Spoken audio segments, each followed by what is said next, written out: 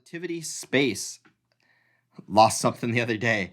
They are a company that is 3D printing rocket parts and had its first launch on Wednesday. And that's about all it did. After about 3 minutes, the second stage engine failed, and uh, boom, goodbye, goodbye, rocket. And they're declaring it a partial success. As we can remember, SpaceX, I think, took was it 3 tries for a successful one, but they've had many things blow up or crash or break or fall. And this one's fully 3D printed, so I would expect no less than that.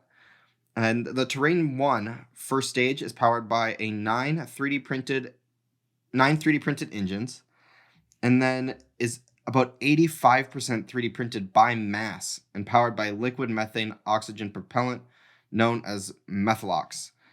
Now, the bright blue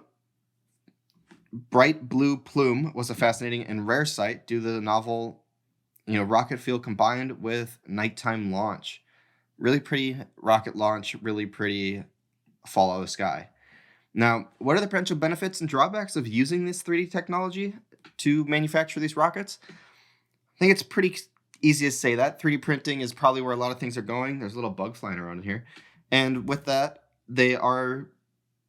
it's much easier to 3D print things for parts. Those parts, though, however, maybe this is a sign that those parts just aren't as strong, can't handle the stress as well. Also, maybe they break way easier.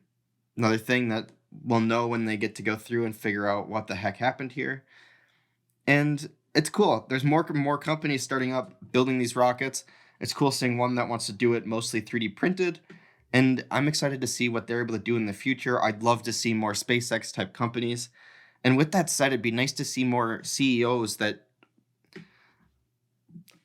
are like Elon, are more out there talking, vocal, take community input, and are interactive, I guess, is what I'm looking for. I mean, most CEOs aren't. Apple CEO, Tim Cook, Sanjay, Google CEO, I can't remember his name. And then, yeah, I mean, you can't name very many CEOs that are even that vocal publicly. And when I say that, not just about other things, about their business and input for their business. So it'd be cool to see more of that. If Relatively wants to do that, that'd be great. They already are streaming these flights, or they streamed to the first one at least. So it'd be cool just to see that continue and see more communication with the community.